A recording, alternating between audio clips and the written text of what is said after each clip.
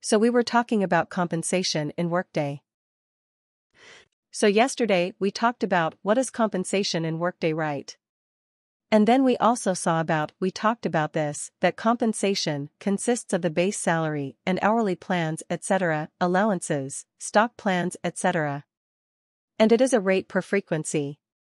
Compensation is not the actual wages in the employee's paycheck because of deductions, right? And compensation may include one-time payments and stock grants as well. Compensation is assigned to employees only. No compensation is assigned to contingent workers. And then we also came to know that if you are eligible for a compensation plan does not mean that it is assigned to you, assigned to an employee. Or even if an employee is assigned to the compensation plan does not mean that the employee will eventually get an actual payment for it. Right. So we talked about all these things. Then we discussed about the overall structure, saying that the compensation package is the overall high-level object and, with a compensation package, consists of guidelines and plans. Guidelines are for reference only. Guidelines will consist of grades and grade profiles. Right. And what is a grade? It's a page or a range of pay, right? Which gives you a guideline about how much you should pay for that particular, criteria, if the worker meets that particular criteria, right? And then we have plans. Plans are the different components for which an employee will get paid. And then we have the element. The element is the link between compensation in HCM and payroll in Workday. This is the actual heading under which an employee will get paid, right? So these are some of the things that we discussed yesterday, and then we started talking about the compensation eligibility rules. Now, what is a compensation eligibility rule? It is. Why is it used for? What is it used for, a compensation eligibility rule? It is used to. An eligibility rule is used to define the population of workers who are eligible for a certain competition, right? So because we will not assign the compensation to each worker's manually, one by one. We will create a rule such that anybody who satisfies those conditions defined in those rules, they will get that particular compensation component. For example, what rule shall we write? If you want to give a salary should be given to whom? All employees, right? Can we say, all employees should be getting a salary? Some of them may be hourly employees as well, correct? But let's say we still are giving salary. And let's say it's a we. Let's say we do not have any hourly employees. For everybody we are giving a salary. So in that case, how will we write the rule? Now let's say, if we are going to give a shift allowance, we were talking about, let's say, shift allowance.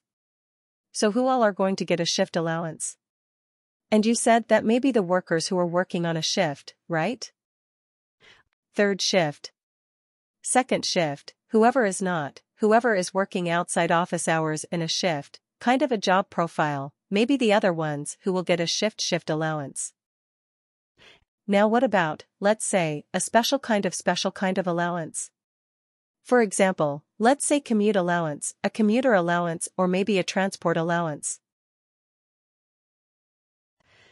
Who are you going to give a transport allowance? Maybe who have a travel kind of job. Maybe the salespeople, right? Maybe the salespeople have a traveling kind of job. So maybe you define that, this is a salesperson, knowing this job profile is for sales, so they will get a travel allowance. What about, let's say, commission plans or commissions? Who typically get commissions? Which team? The sales team. Right, typically, the salespeople get commissions. So when you create a commission plan, You will base it on the on-the-job profile which says sales right, something like that. So it is a business decision whom you are going to give a certain allowance, and based on that decision, we will write our eligibility rules. So eligibility rules are a set of rules that will define who is eligible for a compensation component, correct? So yesterday we created a compensation eligibility rule, and what did we do with that? What was the rule that we created? We created executive vice president, right? So let's find it out. So we can find it out using edit. Compensation eligibility rule, right? You can find out existing compensation eligibility rules using this. I mean, you also have a view task, but I am using the edit. So let me start with. So all executive vice presidents, and how did I write the rule? I wrote the rule saying that first of all I used a field, the field that contains the management level. Management level is equal to executive vice president.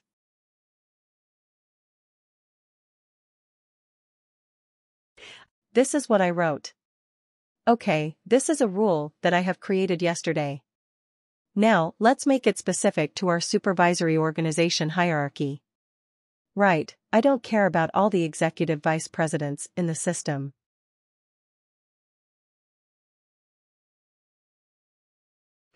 I only care about the executive vice presidents in the WWXYZ Motors organization.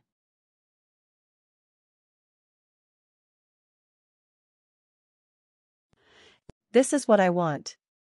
Okay, then, what do I need to do here? The first condition may remain no problem. But then how do I restrict this to only the workers in the XYZ Motors organization?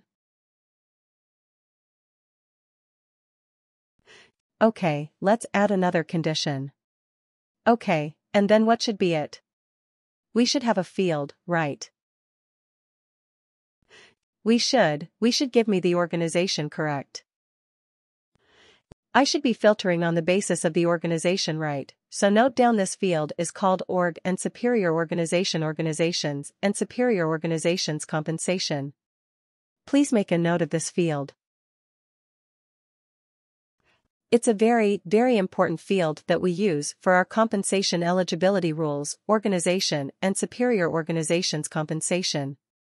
Okay, this is a field. Now let me show you the description of this field. What this field does. It returns the applicable organization and superior organizations. The description is a bit confusing. At least, I got confused the first time I saw it. What this means is it returns the name of the organization, of course, and if that organization is a superior organization, meaning if an organization has subordinates. Now let me show you the organization chart that we created. This is the organization chart that we created, right?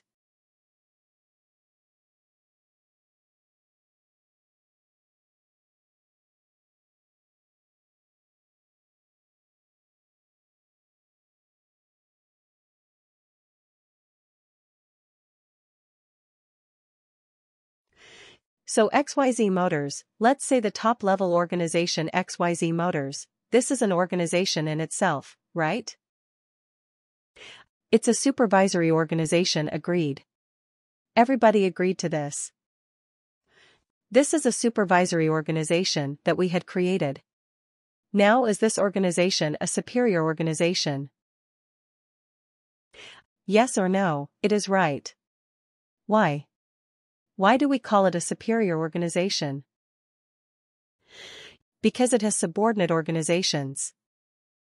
Absolutely, because this organization has subordinate organizations. That is why XYZ Motors can be considered as a superior organization as well, isn't it? Is XYZ Motors Sales a superior organization? Based on the current information or based on the current organization hierarchy? No, right, because we don't have any subordinate for XYZ Motors sales. Okay, so what this field does for us is, if we are taking this field, it will.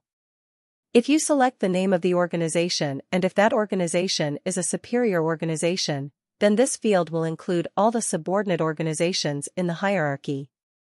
So what that means is, if I use this one, let's say, organization and superior organization, I go to frequently used and I select any in the selection list and I want to include the entire XYZ Motors organization hierarchy, then how many?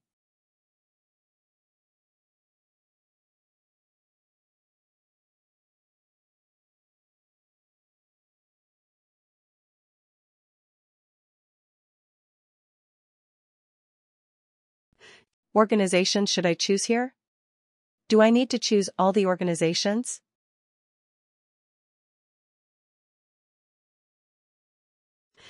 Or do I need to choose only a top-level organization? That is my question. Just, the top level will do right, because it says, this field says, let's look at the description again. It says it returns the applicable organization and superior organization. So if this organization is itself a superior organization, that all the organizations in the hierarchy will be automatically included, alright. So this is what this means, right? So if you are including two conditions like this, management level and organization and superior organizations equal to XYZ Motors, right?